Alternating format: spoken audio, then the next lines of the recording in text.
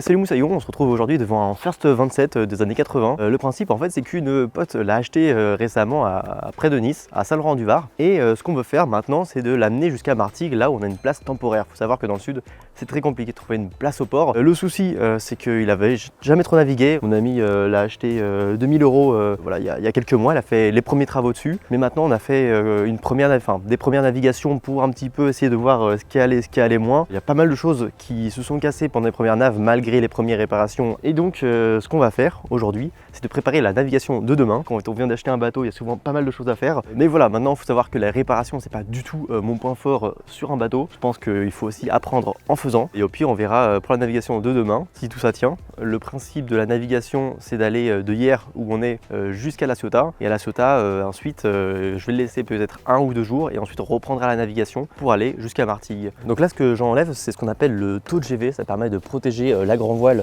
du sel et du soleil. Comment recoudre une voile? N'hésitez pas évidemment à mettre en commentaire si vous avez des remarques, des choses peut-être à mieux faire. Évidemment, je ne suis pas du tout un expert, on apprend ensemble, on va vraiment essayer et voir si ça tient bien demain. Mais le principe c'est que si vous avez des petits trous, vous pouvez mettre directement un scotch. Le problème c'est que quand la déchirure est trop grande, le scotch risque de ne pas tenir dans le temps, et donc voilà, c'est vraiment pour les petites réparations plutôt. Le combo, c'est de mettre du scotch à voile et de coudre autour pour renforcer le scotch à voile. Voilà, c'est ce qu'on va faire. Et j'ai acheté le Speedy Stitcher, très connu apparemment, jamais utilisé, mais il paraît que c'est super simple d'utilisation. Évidemment, vous voyez, le bateau vient d'être acheté, il faut déjà acheter plein de choses pour le réparer. Il paraît qu'on peut devenir millionnaire en faisant de la voile si on est milliardaire à la base. Voilà. Moi j'ai l'impression que le seul ciseau qu'il y avait c'était dans la course en pharmacie. Bon bah c'est pas fou évidemment. On fait ce qu'on peut avec ce qu'on a. Je vais vous montrer pourquoi les ciseaux c'est très important. On est parti. Je sais pas si on voit bien, mais c'est compliqué là. Parfait. Voilà, maintenant la paire de ciseaux qui coupe affreusement mal, au secours. En fait le principe en fait c'est de vraiment venir arrondir tout ici, parce que le souci c'est que quand vous avez collé votre scotch, c'est que là ici ça va un petit peu rapidement en fait se décoller, et on veut vraiment éviter ça. Il faut en avoir 2 parce qu'en fait on va en mettre un de chaque côté. Et là on la pose en miroir par-dessus l'autre. Et là on sort donc le Speedy Stitcher. J'ai essayé de vous faire une explication du fonctionnement en live, mais je la trouve assez vaseuse, je la ferai mieux la prochaine fois, c'est promis. Passons là-dessus. En plus Jean-Michel Cadreur était un petit peu bourré ce jour-là, donc on repassera. Ce que je peux vous dire en tout cas c'est que c'est super simple à utiliser, je recommande, et je suis même assez fier du résultat, même si j'ai mal superposé les 2 scotch de chaque côté, et donc ce n'est pas parfait du tout. Maintenant je fais quelques nœuds pour terminer la couture, on brûle le bout pour le coller et pour être un peu plus sûr que ça ne va pas se défaire. Et le tour est joué. Et pour ces déchirures à l'arrière de la grand voile, je vais seulement mettre du scotch car j'ai plus le temps de coudre, et on va croiser les doigts pour demain. L'avantage qu'à l'arrière de la voile, ça sollicite un petit peu moins le tissu, donc j'espère que ça va tenir. Et demain matin, j'attends le reste de l'équipage pour pouvoir monter au mât. Et on va essayer d'inspecter bien le mât, essayer de voir s'il est au banc, il n'y a pas de gendarmes. C'est-à-dire que regardez, là vous voyez, on a des petites barres en métal, et parfois il y a des petites tiges qui sortent de là, et ça peut déchirer la voile quand elle va se frotter dessus. Mais ça a l'air plutôt en bon état, du coup je suis assez content. Là je mets du scotch autour des goupilles des haubans, parce que la voile en fait elle peut venir se frotter à ça et se déchirer. Évidemment je vous le concède, c'est pas très beau mais ça fonctionne très bien. Et j'en profite aussi pour régler un petit peu mes haubans qui étaient un peu mous à mon goût. Alors le principe ça va être aussi de checker la baille à mouillage. La baille à mouillage c'est l'endroit où on range l'encre. Hop. Et il faut savoir que la chaîne, enfin que l'encre, tout le système de mouillage, c'est vraiment dans quelque chose de sécuritaire. En fait, grosso modo, si c'est un peu la merde sur le bateau, ou tu te rapproches trop des côtes, ou machin, ou même pour t'arrêter sur un mouillage, parce que voilà, c'est un peu compliqué, en fait, jeter l'encre, c'est une bonne solution pour arrêter son bateau et limiter les dégâts. Évidemment, c'est pas une solution miracle. Parfois, tu peux pas jeter l'encre, ou alors c'est trop tard, voilà, etc. Mais voilà, c'est vraiment quelque chose qu'il faut vérifier avant de partir en mer, parce que ça peut vous sauver. Tout simplement vous sauver votre bateau. Voilà, c'est déjà un bon début. Maintenant le principe c'est de sortir tout le mouillage pour être sûr que la chaîne et le câbleau sont en bon état et que tout est bien attaché ensemble. Sinon tu risques de larguer ton ancre au fond de la mer sans qu'elle soit rattachée à ton bateau. Et ça je t'avoue que ça marche moins bien quand même. Donc du coup c'est tout bon. C'est bien attaché. Hop, là, je vous montre. Vous voyez, là, c'est bien attaché au bout. C'est notre chaise. Je vais essayer de lui faire une petite clé en plus pour vraiment assurer notre chaise. Si on voit au bout, voilà, à bout de la baille à mouillage, vous voyez, il y a un trou. C'est normal, c'est pour évacuer l'eau parce que généralement quand on remet la chaîne, il y a l'eau qui est à l'intérieur. Voilà, on a un trou dans le bateau, au secours. Et ensuite il faut remettre le cordage puis la chaîne bien répartie dans la baille pour que l'ancre soit prête à être larguée le moment venu. Pas facile. C'est bon, c'est bien rangé là-dedans, tout va bien, au moins on a ça qui est prêt. Voilà. Je m'occupe maintenant des haubans à bâbord, c'est la même chanson que ceux à tribord mais de l'autre côté. Maintenant le principe ça va être de ranger un petit peu le bateau, je vais replier l'AGV pour la nuit. Bon, clairement voilà, un petit saut dans le temps, mais grosso modo je devais vous expliquer un petit peu la situation. J'étais censé plier ma grand voile. Quand j'ai voulu la replier, je voulais remettre les coulisseaux. Donc les coulisseaux, c'est ce qui permet donc en fait de hisser la grand voile. Et en fait, je remarque que la bosse d'empointure, donc c'est ce cordage là, hop, c'est la bosse d'empointure, c'est ce qui permet en fait de tirer la grand voile vers l'arrière, ici. Vous voyez, là ici il y a un nœud qui la tire vers l'arrière. Je voulais un petit peu la détendre pour pouvoir ramener la voile et l'attacher dans son petit coin inférieur avant, ce qu'on appelle le point d'amure. Du coup, je voulais l'attacher, mais vous voyez, j'arrive pas à arriver jusqu'au bout. Donc en fait, je voulais détendre la bosse d'empointure, celle-ci, mais en fait, ça a surpâté autour du winch pendant la dernière navigation. Ça, je le savais pas. On me l'a pas dit. Là, ça fait une demi-heure que j'essaye de débloquer ça. Alors je pouvais pas couper non plus parce que le bout est vraiment très court. Évidemment, là, ça fait je sais pas, j'ai envie de dire une demi-heure, j'ai même pas regardé le temps, que je suis en train de défaire ce nœud là, et là j'ai enfin réussi. Super, allez c'est bon. Il est 18h et voilà, c'est déjà bien noir. J'aurais préféré être en été, bon tant pis. Et ça y est, j'ai plus qu'à re-ranger la grand voile et direction le dodo.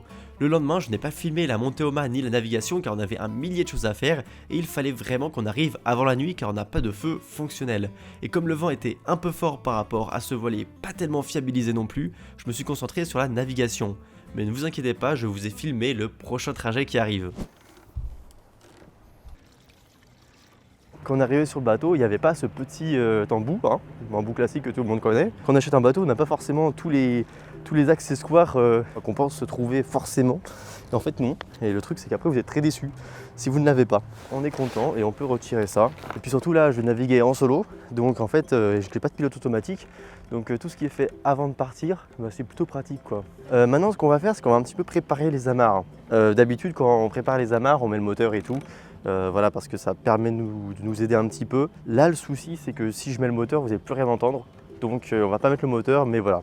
Alors vous voyez, pour l'instant, le vent, il n'y en a pas trop. Hein. Vous voyez, je vois que la mandamarre là, elle est complètement molle. Là ici, elle est complètement molle, elle sert à rien. Donc je vais pouvoir travailler dessus pour essayer de la passer en double. C'est pas un tuto très rigoureux. Hein. Bon, vous voyez, celle-là, elle est passée en double. C'est-à-dire qu'il n'y a pas de nœud autour de la bite d'amarrage. Et en fait, depuis le bateau, je vais pouvoir larguer l'amarre directement sans avoir besoin d'être hacké. Hop, et vous regardez là depuis le bateau. Si je me mets ici, clac, ce que je peux faire, c'est que je défais un nœud. Je lâche ce côté-là, je tire sur l'autre et je peux larguer mon amarre. Facile. Alors qu'en revanche, quand je me positionne ici, là, je suis embêté pour le larguer depuis le bateau parce qu'en fait il y a un nœud, et oui.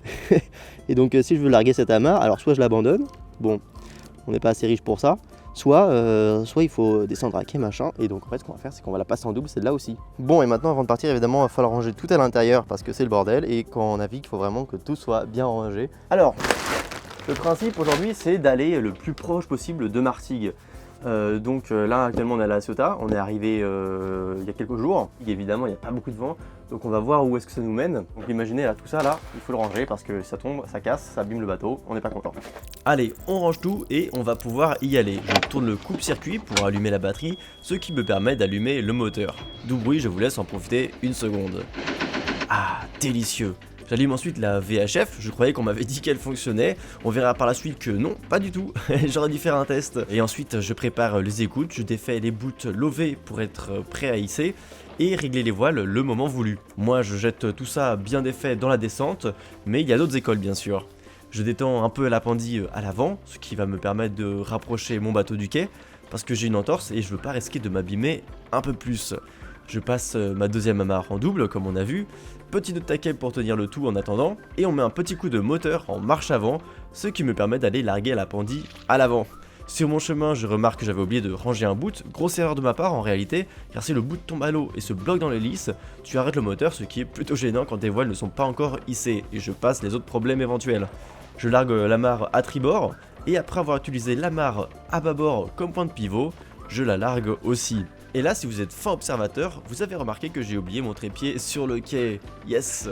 Je fais demi-tour pour le récupérer. Vous voyez là que lorsqu'il n'y a pas de vent et pas d'obstacle, ça reste très facile de faire une manœuvre de port. Et c'est pour ça que je me permets ce petit touch and go un peu improvisé. Mais quel débile. Voilà, on pense à vidéo, on pense à bien faire les choses et au final, bah, on fait n'importe quoi. Bon alors c'est pas vraiment le sujet de la vidéo, donc je vous explique ça rapidement pour la manœuvre de port, pour ceux à qui les schémas ça parle plus. Donc en fait pour l'instant on est dans cette configuration là, c'est-à-dire qu'on a notre bateau qui a le quai juste ici là en bas, et on a deux pointes, deux amarres à l'arrière, une ici à bâbord et une ici à tribord. Et devant on a l'appendie, du coup en fait c'est une amarre qui plonge dans l'eau et qui tire le bateau vers l'avant. Donc en fait le bateau est tiré vers l'avant, il est tiré de chaque côté à l'arrière, et donc on va dire que mon bateau comme ça est stable, il est stable. Maintenant on va vouloir partir. Alors la première chose à prendre en compte c'est le vent et le courant. Il n'y avait pas de courant, et le vent était légèrement derrière nous. Il y avait bon, pas de vent en fait quasiment. Idéalement, en fait, ce qu'il faut faire déjà c'est de passer les amarres en double, comme on a fait. Et ce qu'on va faire, c'est qu'on va vouloir d'abord enlever l'appendille. Pour enlever l'appendille, ce qu'on va faire c'est le mettre un petit peu de marche avant. Et en fait la marche avant va remplacer l'appendille. C'est-à-dire qu'on met un petit peu de marche avant avec le moteur. Donc en fait on va avoir une force un petit peu propulsive du moteur comme ça qui va nous tirer par ici, vous voyez. Et donc en fait ça va remplacer cette pendille. Du coup la pendille on l'enlève à ce moment-là. Et notre bateau il reste stable malgré le fait qu'on n'ait plus de pendille. Mais voilà, le moteur tourne. Donc on est comme ça. Ensuite ce qu'on va faire c'est qu'on va larguer cette amarre là. On va larguer cette amarre là parce que nous on veut partir, oui ça il faut le savoir, nous on veut partir sur bâbord. Je ne sais pas si vous l'aviez vu bien sur la vidéo, mais nous on va partir sur bâbord. Donc en fait on va utiliser cette amarre là comme pivot. Et donc en fait on va utiliser ça comme point de pivot et on va tourner naturellement sur bâbord. Et ensuite on n'aura plus qu'à larguer cette amarre qu'on aura passé en double, donc assez facilement. Et voilà, on pourra partir. Bon, voilà, c'est une petite explication rapide, c'est comme ça, c'est cadeau. Si c'est pas clair, n'hésitez pas à poser des questions en commentaire, évidemment. Voilà, mais on fera des vidéos plus précises là-dessus. Vous inquiétez pas, c'est une petite vidéo un peu fourre-tout où on parle un petit peu de tout, ça me fait plaisir. Puis comme ça, j'essaye ma nouvelle ardoise. Et si vous aimez bien ce petit format là, avec des petites ardoises, des petites explications rapides, bah dites-le, tout simplement. Et voilà, bah suite de la vidéo maintenant. Bonne journée. À la sortie du port, j'improvise un petit système pour garder la barre plus ou moins droite, ce qui me permet d'aller ranger les barbattages. Hop, petit réglage entre deux barbattes vite fait, on range les amarres ensuite, et on met tout ça dans les coffres, et on va pouvoir hisser la grand voile. Oh hisse la saucisse, voilà, tu connais la chanson. Je me mets en même temps bien face au vent pour que la grand voile ne frotte pas trop contre les haubans et les barres de flèche. Ensuite, petit coup de manivelle de winch pour étarquer le tout, et c'est hissé. Un peu de rangement, je déroule la voile d'avant et ça y est, on peut enfin éteindre le moteur en tirant sur l'étouffoir. Et voilà, on est parti de La Ciotat finalement, enfin je suis tout seul, on va à 3 nœuds, direction Martigues, 3-4 nœuds. J'ai oublié ma crème solaire, la seule ombre au tableau, mais bon, s'il n'y avait que des ombres, bah, il n'y aurait pas besoin de crème solaire, donc tout va bien. Il y a Michel qui est à la barre, je vous présente Michel là, vraiment pas très efficace, le petit Michelouille. Le Michel a souvent tendance quand même à aller à trop l'eau fait, trop à battre, il sait pas trop se décider. Hein. Vous voyez là on avance tout droit, bon actuellement j'ai mes voiles voilà, en ciseaux, c'est à dire qu'il y a ma grand voile d'un côté et la voile avant de l'autre. Bon, bientôt midi, je vais manger et puis on va voir où est-ce qu'on arrive ce soir. On est arrivé au moins à Marseille, j'espère que je vais y arriver. Il y a une petite houle qui nous pousse derrière, bon on avance hein. On avance, c'est pas un souci, on avance tranquillement. Mais ce qui est bien dans la navigation solo, c'est que j'ai un petit peu moins de complexe à prendre la caméra. Bon, on va voir si j'aurai un peu plus de complexe à monter cette vidéo en voyant ma gueule en train de raconter n'importe quoi. Évidemment, je n'ai pas à rougir comme une tomate de ces jeux de mots. Petit point matos, petit point technique. Quand on a même beaucoup d'électronique, d'informatique, de genre de choses un petit peu compliquées qui s'oxydent, qui s'abîment avec la mer, tout ça. Vous voyez, on a des ports, par exemple USB-C, qui sont très exposés à l'air extérieur. Quand on est sur Terre, on s'en fiche. En fait, tous ces ports USB-C, souvent, ils meurent. Donc, qu'est-ce que Bibi il a trouvé? C'est des petits embouts noirs comme ça, là. Bam, un petit embout en plastique comme ça. Qu'ensuite, tu viens poser, clac. Et ça protège plutôt bien ton petit matériel, machin. Alors, le mieux, évidemment, c'est d'avoir quelque chose intégré. Hein. Encore un bateau à moteur. Nom de Dieu. Enfin bon, vu la vitesse à laquelle on avance, on a envie de dire ah bah les voiles, vive le gasoil. Voilà, ce petit point matos. De toute façon, ça avance pas. Hein. Ça avance pas. Ça ne sert à rien. Ça me sert à rien. Sauf si je dois aller jusqu'à Martigues. Et là, ça pourrait me servir en revanche. Le problème de naviguer en solo, c'est que t'es tout seul. Ouais. C'est bon, ça avance. C'est tranquille, il y a du vent. On fait un petit bord vers le large pour essayer de toucher un peu plus de vent. Voilà, alors qu'est-ce qu'on fait à bord d'un voilier? Bah écoutez, moi ce que j'aime quand je barre, c'est que je mets la barre entre les jambes. Comme ça, si je me casse la gueule, bah il y a plus de chances que je m'assoie dessus et que je la casse. Donc déjà quand même, on vit avec un peu plus d'adrénaline, bonne idée. Et surtout, bah je mets la petite Bose, la petite enceinte, et on met du Renault. On met du Renault et on chante toute la discographie. Barré en chantant, c'est ce que je kiffe bien quand je fais du bateau. Et en plus là, dans des conditions comme ça, le petit prérequis c'est de connaître les paroles, sinon vous êtes un peu déçu, vous faites du yaourt. Donc je pense que vous pouvez même l'extrapoler, cette activité à tous les chanteurs qui utilisent des paroles, voire même peut-être juste des sons.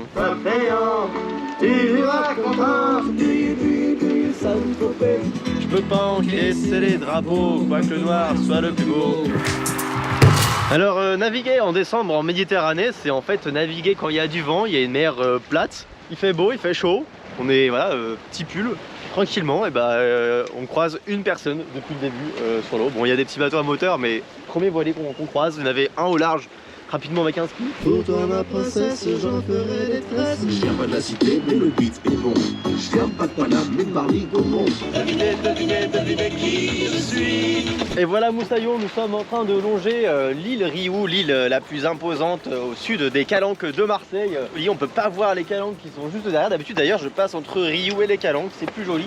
Mais là ce que je voulais vraiment chercher c'est le vent qui est plutôt au large, sans me tracasser avec les voiles qui claquent et qui perturberait le concert. Car je suis sûr que les dauphins ne sont pas loin. Faut venir assister à cette prestation incomparable par rapport aux prestations de Sébastien et de la petite sirène. Je parle de Sébastien, le crabe, pas Sébastien, qui est devant vous. L'avantage d'une navigation solo aussi, c'est qu'on est tout seul et ça a des points positifs. Mais bon, pour l'instant, je parle de navigation solo qui dure depuis 3 heures. Donc moi Tossier, pas encore, mais presque. Voilà, presque, voilà, tu rajoutes 4-5 mois en plus et voilà, pareil, même homme aventurier. C'est bon, on est arrivé à Marseille, juste derrière moi, on voit même un petit bateau avec un ski. Finalement, il y a beaucoup plus de bateaux à voile dans ce coin-là. Le truc en fait, c'est qu'il y a un vent d'est qui nous pousse justement vers Martigues aujourd'hui. Donc en fait, j'ai envie de grid un peu et d'aller jusqu'à la Côte Bleue. Alors pourquoi est-ce qu'on a envie d'aller à la Côte Bleue? Parce que c'est beaucoup plus proche de Martigues et demain, il n'y a pas beaucoup de vent. Donc j'ai pas envie de faire de moteur, franchement c'est vraiment chiant de faire du moteur. Le souci évidemment c'est que comme on a un vent d'est, la houle aussi est d'est. Et donc on va avoir un mouillage plutôt exposé à la houle. Alors heureusement c'est censé vraiment beaucoup baisser là au cours de la soirée et au cours de la nuit. Donc grosso modo ça va pas être très confortable sur le début de la soirée je pense, le mouillage. Mais derrière ça va aller, il en faut peu pour être heureux, juste un bateau. C'est peu, non, vraiment très peu, vraiment accessible à tous. Alors, remarquez celui-là il a pas coûté très cher mais bon, il faut l'entretenir. D'ailleurs mise à jour Viature Lagata à faire très prochainement. Alors un des objectifs de la chaîne c'est vous montrer pourquoi la voile c'est cool et là je vois pas comment je peux mieux vous le montrer. Le soleil est en train de se coucher tout doucement, on voit le petit coucher de soleil, je sais pas si je suis devant.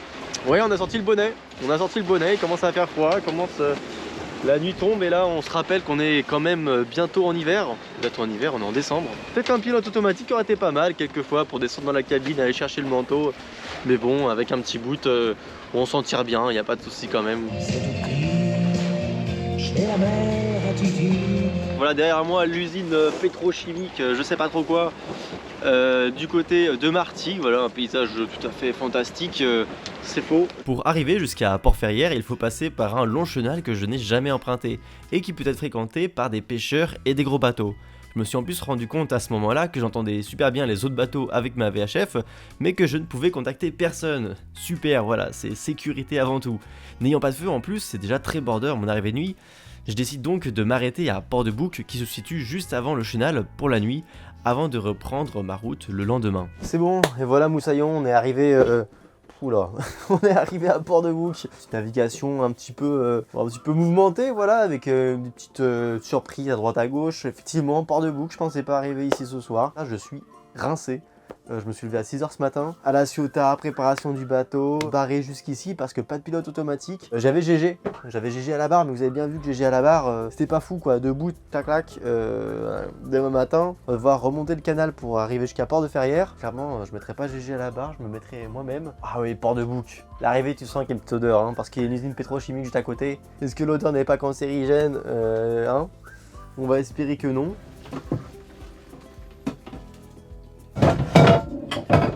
Ah ouais, c'est très enfumé par ici là. Coquillette pesto, clairement, on n'est pas sur une recette, une grande recette de cuisine. Je crois que vous imaginez même pas à quel point c'est vraiment un beau moment de la journée, ça. Bon appétit. Nous voilà le lendemain, je quitte Port-de-Bouc pour rejoindre Martigues via le Chenal. J'ai pas mal parlé à la caméra, mais avec le bruit du moteur, c'est pas forcément le discours le plus agréable à écouter. Mais voilà quelques images du Chenal en tout cas. Bon, c'est pas forcément le paysage le plus beau du monde. Le bateau est donc bien arrivé à bon port, cela dit. Fin du suspense maintenant, la couture a bien tenu, je suis assez content de sa tête en réalité. J'attends de voir avec le temps et des conditions un peu plus musclées bien sûr, mais pour l'instant, mission réussie. J'espère que cette vidéo vous a plu, vous en aurez sans doute très bientôt sur ce même bateau. Si vous avez aimé cette vidéo, n'hésitez pas à vous abonner et à mettre un pouce bleu, et à me laisser un petit commentaire. Et sur ce, je vous dis bon vent, à bientôt, ciao ciao. C'est bon, terminé, bien arrivé.